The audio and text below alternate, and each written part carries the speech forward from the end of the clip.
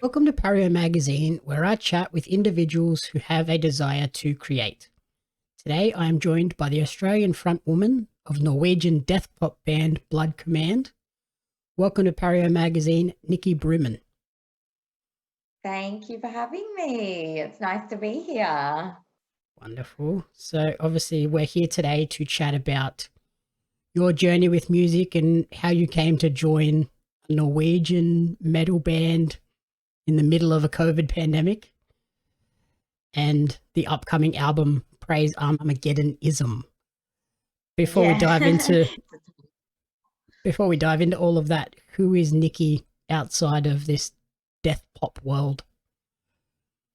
Oh, that's a good question. I like that question. I've never actually been asked that. And to me it's kind of a question that I really had to think about a few years ago because I was in another band called Pagan, and we were sort of like a hardcore band. I did just screaming vocals in that band. And when that band split up, it happened when Pagan were kind of gaining a bit of traction and we were touring lots.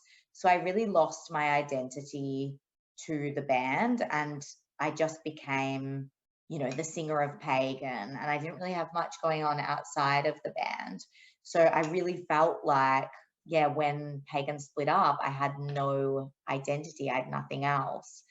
And so when now in Blood Command, like, I obviously identify as the singer of Blood Command, but I do want to have a life outside of just playing music as well. I'm somebody who, loves going to the theater and acting and going out partying and seeing movies and all that, aside from just being a singer of a band.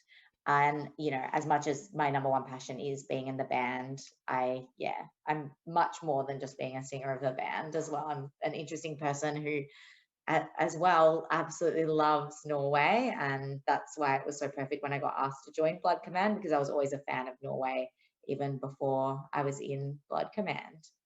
Okay. Yeah, I think that seems to be an issue a lot of creative people have. They kind of wrap their whole identity up in whatever the art it is that they're making, and then when that art stops, it's like, oh, who am I actually? Yeah, Uh, for sure. You kind of, yeah, you have to kind of wrap yourself up in it 100%, but exactly, it's that fine line of, yeah, totally losing yourself to it. Yeah, and still having a life outside of it as well. so, in terms of your passion for music, when did you first discover the passion? I think I was probably like 13. I grew up in a like a coastal, like it was like a beach town, sort of a small town in Melbourne. It's called Mornington. It's like an hour out of the main city. And I was sort of an outsider in the town. I have a twin sister, and we would just spend all of our time in our shared bedroom as like very young teenagers, listening to punk and hardcore music. And I found that like an escapism from this coastal town where I just didn't fit in. And, I didn't fit in with the rest of my family. And finding punk and hardcore made me feel like I finally had a community where I could belong and where I felt like me. And I'd go to a lot of shows and a lot of hardcore and metalcore shows on the Mornington Peninsula, and I'd also like travel to the city to see bands that I loved. And it really gave me this interest in wanting to play music myself and wanting to be a front person, mainly because the scene at the time was so male dominant. It was, a real boys club. And I thought, I've always been on stage, I've done acting and dancing my whole life, and I love singing, and I would dream of being a singer in a hardcore band. I was like, I want to do this. So yeah, it stemmed from a very, very early age, and that flame never died down, and it gave me the drive to actually be a touring musician. So was it always this direction that you were going to take with music, or did you like look at maybe the more typical pop music path? Oh no, it was always heavy. Like I always wanted to be a screaming vocalist, and I didn't know if I could do it. but there were like a few situations where I'd like get drunk and like just do it. Like I was like, I remember being like, my twin sister was driving our car once and I just started screaming vocals along to a song. And I was like, oh my God, I can actually do this. And then we formed a band together. We were like a punk band called Little Lamb and the Rosemaries. And I started learning how to scream through that band. It was very, DIY punk sounding. People sort of said we sounded a bit like Riot Girl bands. And I realized, yeah, I can scream. And it gave me like a lot of practice to learn how to use my voice. But yeah, I never wanted to be a pretty clean vocalist. So in Blood Command, it's been really interesting because I do clean vocals in that band. And when I joined Blood Command, I didn't actually think I was a singer. I was like, I can't really sing. But now I've realized I can sing. It's just finding putting my own flavor on it, because I don't want my voice to sound pretty. I still want to have the punk element, which has been amazing because I've been able to do that and scream at the same time. And you mentioned it sort of being a very male dominated field. How was that process of breaking in? Was it sort of just self-taught, or did you have mentors and things along the way? Yeah, it's a really good question, because I feel like the heavy music industry, the scene, it has changed slowly over the years, which is really positive. There are more girls doing it now. When I started doing it, there were a lot less doing it. And I felt at the time like a lot of people could be quite patronizing and they wouldn't take me very seriously. I'd tell people, oh, I'm going to, play a show next week. And they'd be like, what? You're doing a band? What? Can you even sing? What? Can you scream? And I don't think they actually thought that I could do it. And I don't know if that was because of my gender or if, they just didn't know that I wanted to do it. But I mean, a lot of signs pointed toward the fact that I wanted to do it. I was always going to shows. I was always wearing band t-shirts. I was, super passionate about it. And yeah, I feel like it was a really, yeah, boys club. And I felt quite intimidated when I started out, which meant I hesitated for quite a long time before I actually started doing live shows. I'd go to band practice every week and, recorded songs with my old band, but actually playing shows was really scary for me because I didn't think I was good enough to do it. But when I finally did it, I was like, I'm just as good as like, anyone doing this, if not better. Like, I'm born to be on stage. I've trained my whole life to be on stage. And I've got something special that other people might not have.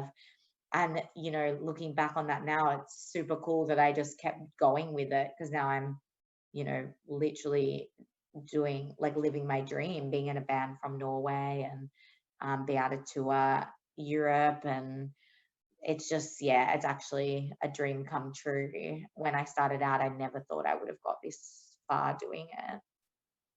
And yeah, like we mentioned, uh, Blood Command is a Norwegian band, but you are from Victoria. How did that partnership come about?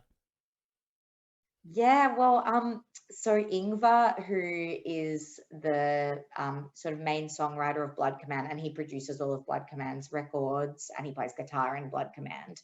He'd heard about my old band Pagan, and when we split up, he was really intrigued, as to what I was doing with music, because the first time he'd ever heard Pagan, he learned of Pagan through a friend of his who was really into sort of more underground hardcore bands, and she introduced him to Pagan. And when he heard Pagan, he was like, this should be the singer of Blood Command. She has the exact voice I want. Because the previous singer of Blood Command, she was good, but she didn't have everything that Ingvar kind of wanted. And he heard me and he was like, oh, this is like my dream vocalist. And at the same time, like around the same time, I had actually heard Blood Command through my bassist of Pagan. He was like, oh, there's this Norwegian band. They sound sort of like a pop version of Pagan. They're super cool. You should listen to them. And at the time, I was hosting Short Fast Loud, which is like the punk segment on Triple J. I was hosting that sometimes when Josh Merrill, who's the regular host, when he would go away. And every time I was hosting, I'd always try to put a lot of diversity and not just men on the playlist. And I put Blood Command on one night and I was like, oh, seriously, sounds like a pop version of Pagan, blah, blah, blah.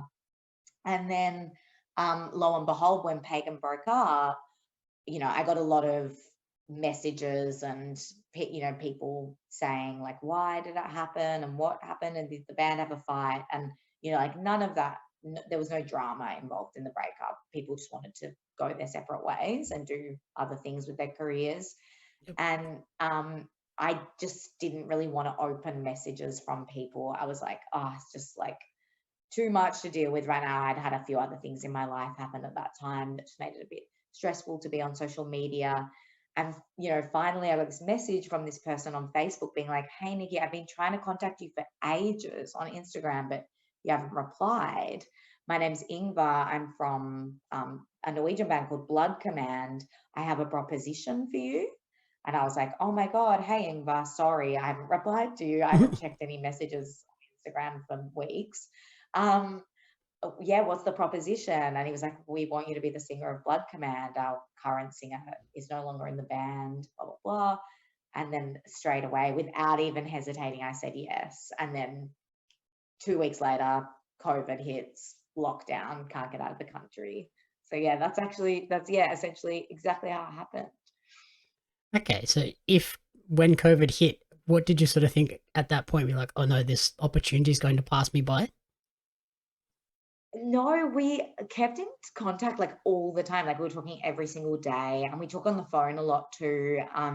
There were a few situations that were happening in my life that were really hard. So I actually lent on Ingvar for a lot of those things. My mother and father both passed away in a really short time frame, and he was there for me through both of those situations. And I went through a breakup and just like all this very heavy stuff, and big changes happened all very quickly. And I think because of those things, it brought us close together really quickly, because he was one of like 5 friends that I was leaning on at the time for support.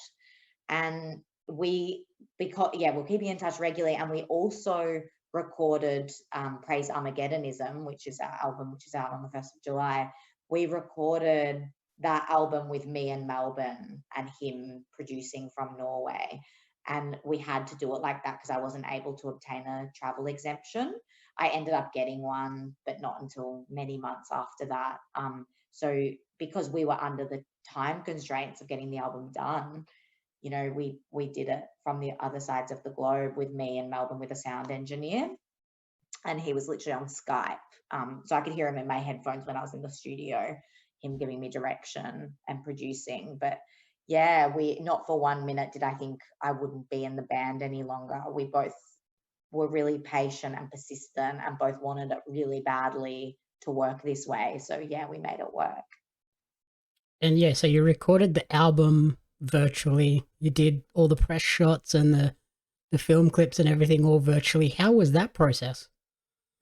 Yeah, it was really it was pretty stressful. It's hard to do that stuff when you don't know what somebody's thinking, because Ingvar's sort of the boss of the band, as I would say. Like he's kind of the mover and the shaker, and he has a vision for the band. So at the start, it was kind of hard for me to understand exactly what he wanted, like with some of the photos, but we did our best and we made it work as best we could. And, surprisingly, it worked really well.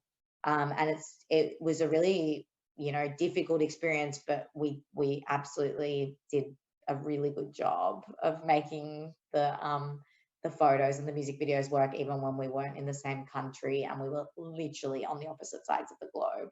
So by the time I got to Norway, all of the creative stuff was a lot more not easy, but it was amazing to actually be able to communicate in the same room. Yeah, And just talk flowed a about lot easier. Oh my God, it was just, yeah. And then, even working together, like songwriting and recording some new material we've done, was just really amazing. And we work really well together. And it was just really cool to see how well we work, Did it together. did it kind of feel like you kind of join the band twice in that sense? I felt like I definitely felt like I was already Blood Command's front person. And I knew even when I was on the other side of the world, I knew that having me was a big step up for the band because previously they didn't have somebody who wrote the lyrics, who was the vocalist, that Ingvar wrote all the lyrics and he kind of did everything creatively for the band. And I am a songwriter, so I am incredibly passionate about writing lyrics. And so it was just amazing that we both have been writing together and we both write really well together. So yeah, even when I was on the other side of the world, I already felt like I was the missing piece of the puzzle. So no, I felt when I got asked to join the band, I felt like I'd joined the band and I really took the reins and really wanted to make it my own. And that really shows on Praise Armageddonism that I've really put my own voice into it, even though the songs were already written. And so by the time I got to Norway, I'd never met my band. But I felt like I knew them all, especially Ingvar, because we'd had all this stuff happen. So yeah, I felt like I'd been in the band already for a solid amount of time, which I had, even though I'd never met them. Yep. Is that sort of virtual process something that is continuing today, or is it something you don't want to do again? No, absolutely not. We obviously we would do it if there was like another touch wood, if there was another pandemic or something, and I couldn't get back over there. But I'm leaving. No, I'm leaving for Norway forever in 1 week. So 1 week from today, I'll be actually in Norway, and yeah, I'm planning on permanently relocating this time, so I have no return flight. It's a one-way flight that I've booked, and I'm very blessed. I have dual citizenship. I'm Australian and Slovenian, so I get to go in on my EU passport, which is really amazing that we don't have to deal with visa stuff and all Very that. helpful. So yeah, we're definitely not planning on doing any more online recording because I'll be in Bergen with the band from now on. Wonderful. And then, so yeah, when you went over there, you got to play some live shows together. How was that experience to have Yeah, that it first was live show together? amazing. It was so amazing. The downer about it was we were meant to play 36 shows, supporting Norwegian band Kvalitak. When I arrived in Norway in November 2021, we went into a lockdown and a lot of the shows got cancelled and rescheduled. So we only got to play 6 shows with Kvalitak, but it was still incredible. We performed in Sweden and Finland. And our first show was in Gothenburg, and I don't think I've ever been more nervous in my life. Usually I get like an excited nervous, but I don't get like stage fright nerves. I just get like adrenaline nervous. But this was like a little bit of like, oh my God, I feel a bit of stage fright because what if I screw up the whole thing? It's my first show ever with them. We'd rehearsed our asses off leading up to it, and we'd been kind of clever. We did like an Instagram live sort of rehearsal just to like dust off the cobwebs and like get me used to playing in the band. But the minute, like I'm talking the second I walked on stage, I just felt like I got this. I feel at home. I wanted to own it. And, we were like so happy after it. It was like a dream come true. Like, obviously, there were bits in the set that weren't perfect. There was one intro that I totally stuffed up, but we were like laughing about it because it just all felt so right anyway. Like it was a dream situation. And in July, you're releasing the album Praise Armageddonism. Can you tell us a little bit about the story behind the record?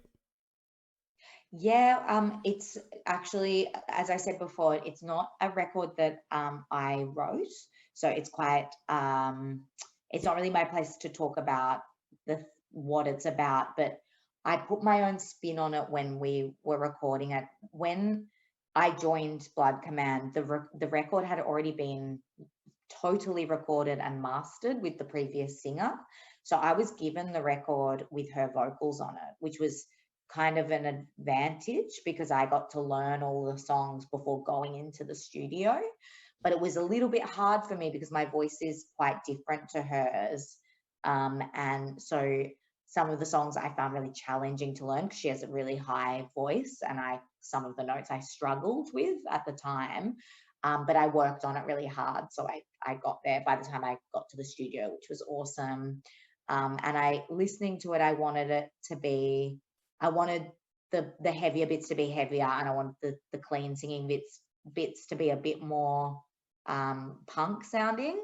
And Ingvar, being such an amazing producer, he pulled that out of me so well, and we worked really well together, and we got that like essence, that punk essence that I think was missing previously, and that my voice kind of lends itself to. But the album as well, like, it's just so beautifully written. I think Ingvar's one of the best songwriters I've ever dealt with. He's amazing. And the lyrics, I really found my own meaning in them. So, there's a few heartbreak songs which I was able to relate to and find my own meaning behind. And, there's a lot of there's a few references in there to like the Heaven's Gate movement, which is a running theme with Blood Command. And yeah, there were some parts that I was able to sort of make my own, and Ingrid and I worked on a little bit together. But yeah, all in all, it's an amazing record, and I can't wait for people to hear it. And given that you sort of hadn't done a lot of the clean vocals in the past, how did you find that process of incorporating that into your style? Yeah, I was really scared. When Ingvar asked me to join the band, I was kind of surprised because I was almost like, does he realize I'm just a screaming vocalist? And Blood Command has some pretty poppy songs. And then I've reflected on why I was feeling like I wasn't really not worthy of doing the songs, but I was really worried about doing the songs because I was like, I don't think I can actually sing these songs. And then I thought, the only reason why I don't think I can sing these songs is because I've growing up, I'd had, some family members tell me I wasn't good enough, or, that kind of typical story. Mhm. And like, rest in peace to them. But yeah, they would tell me, oh, you can't sing or you can't do this. And I I literally told myself I couldn't sing. And then I remembered when I was a kid, I was actually quite a good singer. And I just, over the past years, I'd convinced myself that I couldn't sing clean vocals when in reality, I really can sing. So by the time I kind of got my head around that and I started going to singing lessons again and really training, I realized I could sing the songs and I could sing them really well. And even the old Blood Command songs, I can sing really well. And it's a bit sad because I wish that it was my voice on the old songs. Like, credit to the old singers, they were really good too. But, I'm like, now I've made the songs really my own, and I wish that it was me who was singing those songs. So yeah, it was a really scary situation at the start for me because I genuinely didn't think I'd be able to do it. But because I worked so hard to make the songs sound really good, I'm really proud of myself, and I'm really proud of how they're sounding too. And I've put in so much work that I have no regrets and I'm not scared to do them now because I've just worked really hard to make them sound really good. Is it sort of an exciting and motivating challenge moving forward with future writing for the band where you have this new skill set to play with? Yeah, it definitely is. We've been writing and recording some new material, and it's just made the possibilities endless, and like given me so much more creative freedom. And it's really interesting as well because in Pagan, my old band before Blood Command, we only like my vocals, I was only screaming, and I really wanted to do clean vocals. When we just begun writing a second record, and in that record I wanted to do a lot of clean vocals. And now being in Blood Command, I've been able to do all these things I wanted to do in Pagan that I never got to do. So Blood Command was just the natural progression for me. And I am so happy as a vocalist that I get to push myself out of my comfort zone and do things that I wanted to do with Pagan, but I never actually got to do. It sounds like it's the perfect match so far. Yeah, for Um, sure. Looking beyond the album release in July, what can people expect from Blood Command moving forward? Is there a chance at an Australian tour in the future? We absolutely want to tour Australia so badly. We've had so many Australian people ask us. Where we've got an EU and UK tour booked in late August, September. And we're also going to plan on just touring heaps. We've got lots of festivals coming up in Europe over the summer. And yeah, just a lot of things up our sleeves. We've got heaps of things we've been doing behind the scenes. So I can't wait to take over the world with Blood Command. Wonderful. Where is the best place for people to track that creative journey for Blood Command and yourself personally? Definitely our Spotify or our Instagram or Facebook. Yeah, you'll be able to see everything that comes up there. And are they just at Blood Command or at Blood Command Band or Yeah, something? so just Blood Command on yeah, all of the above. All right. Awesome. Thank you so much for the time and good luck with the move and the release Thank and future tours. thank you so much. Thank you for having me.